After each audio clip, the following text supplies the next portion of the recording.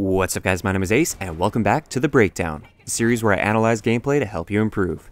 In today's episode, we're going to be analyzing a Team Deathmatch gameplay on Biolab with the KF5 from Azazel. Let's get into it.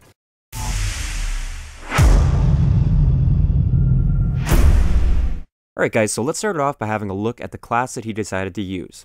So he's using the KF5 Genuine with the foregrip, advanced rifling, and quick draw grip. Now, the foregrip and advanced rifling, that's great for this SMG. It actually turns it into almost like an assault rifle hybrid, which is pretty awesome. And quick draw grip, I normally don't recommend for SMGs, but with your playstyle, after watching you play, you use quick draw grip to your advantage very well. You'll see in this gameplay just how fast he is able to snap onto target, and quick draw grip helps him do this so much. So I definitely like how you played with the quick draw grip. So yeah, normally I wouldn't recommend it, but good job. For perk 1, we have lightweight and low profile, which are great rushing perks. You don't want to pop up on the enemy's minimap unless it's on your terms by shooting your gun, which is fine by me. And lightweight is also great just for getting around that a little bit faster. For perk 2, you have cold-blooded. Normally I'm a blind eye guy, but I also play domination a little bit more where streaks are a little bit more prevalent. So cold-blooded in Team Deathmatch is definitely not a bad choice at all. And for perk 3, we have Toughness and Blast Suppressor, which are the two most important perks in the game, in my opinion. So you absolutely nailed that as far as perks go. As for your score streaks, you're using the UAV with extra time, threat detection, and support. And I really like how you have this score streak on this particular class. What this score streak allows you to do is basically rush around pretty recklessly, but also very, very aggressively and really in your enemy's face, and you don't have to worry about dying and losing your progress towards your next score streak. This is a great thing for a rushing class if you want to be super aggressive, because a lot of times you initially start out wanting to be super aggressive, then you start to go on a streak and you start to get close to streaks, then you slow down your playstyle, you lose your momentum, and a lot of times you die. That's not going to happen when you're using a support UAV, which I love.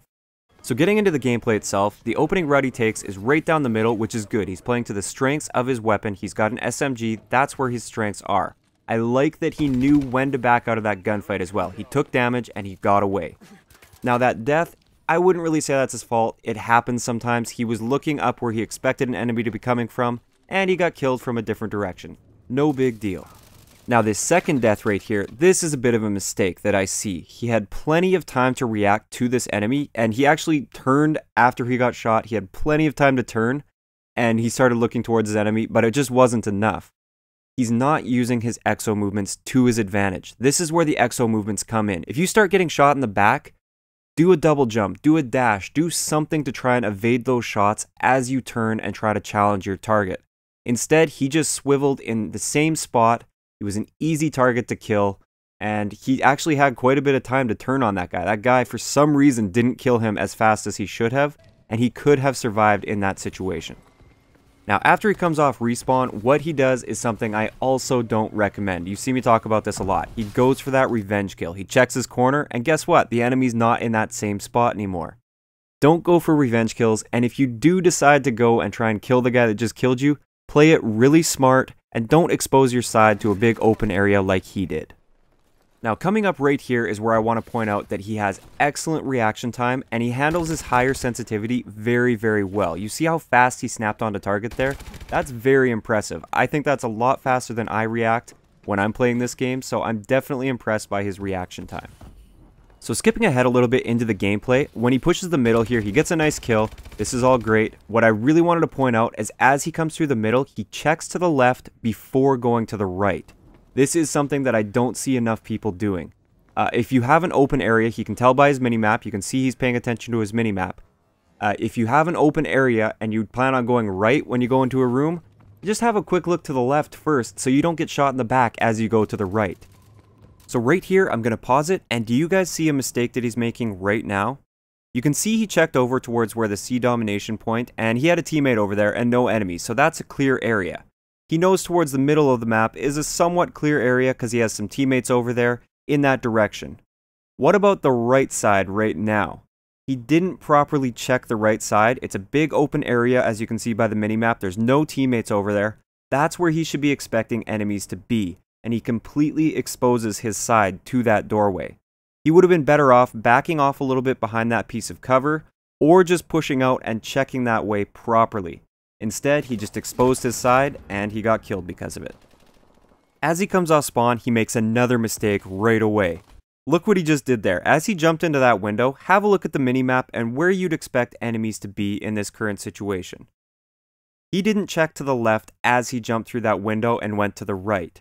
It's very, very likely that he has enemies that are directly behind him right now that could easily shoot him in the back.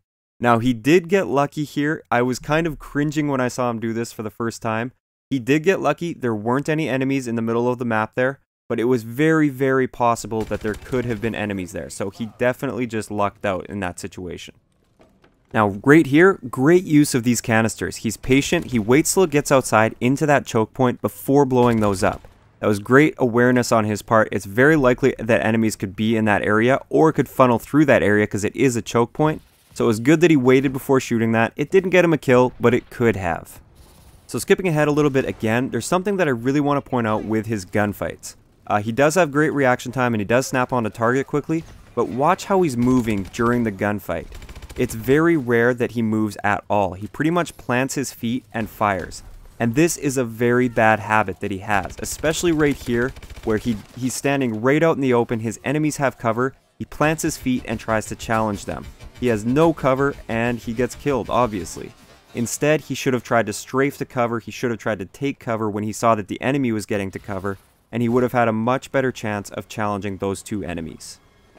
So skipping ahead again a little bit, right here he's making a few mistakes. The first mistake he's making, he's challenging people that are at a longer distance with an SMG when it's very likely they have an assault rifle based on their positioning. Second mistake he's making, the enemy has the height advantage on him in this current situation, so the enemy has the advantage of height.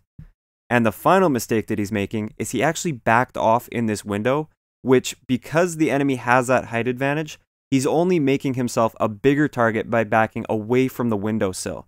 He's basically backing away from all the cover and exposing his entire body, whereas if you were up close to the windowsill, he'd only be exposing about half of his body, which would have made his odds a little bit better in this gunfight. So 3 big mistakes in this gunfight. I wouldn't have challenged this gunfight at all with an SMG, but he could have made this situation better even after he decided to challenge. So the last specific thing I want to point out with this gameplay after he gets this nice little dogfight medal right here is this part right here. As he jumps up onto this area here, he sees there's 3 enemies in that building. Why is he standing here? First off, he's got an SMG, which isn't really designed for this situation. That's beyond the effective range of this SMG, even with the advanced rifling and the foregrip attachment that he has on here. He has 3 enemies that could come up to that windowsill, and that windowsill provides them with cover while he has no cover at all by standing here. This is a very bad situation. He should have pushed up and been really aggressive with them, used his mobility to his advantage. He could have cut down to the left and taken cover and got up close to his enemies, got on their flank, or he could have backed out of this situation completely.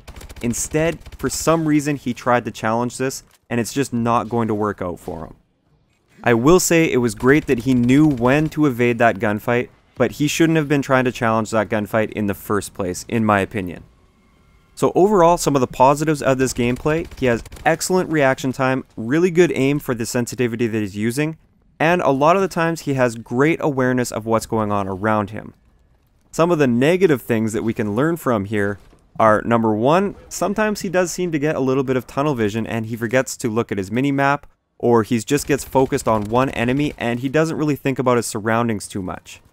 And the next big thing is a lot of the times he's challenging gunfights that he shouldn't be challenging for the gun that he's using. He's not playing to the strengths of his class all the time. Most of the time he is, but he does slip up quite a bit. And finally, I feel he could be utilizing movement a little bit better in his gunfights while he's actually engaged in a gunfight. He doesn't move around as much as I'd like him to, and he's also not using cover as much as he could be in a lot of these situations. So make sure you're using cover, and make sure you're also making yourself a hard target to hit for your enemies. Don't rely so much on your reaction time and your gun skill. So that's going to wrap it up for today's episode of The Breakdown. If you'd like to submit a gameplay for the series, keep in mind I'm looking for average to below average gameplay so that there's some mistakes that I can point out. Feel free to send a link to that gameplay to the email address that I will leave in the description below, and also keep in mind I'm looking for at least 720p quality. If you enjoyed the video, a like rating is always appreciated, and don't forget to subscribe for more if you haven't already. I'll talk to you guys next time.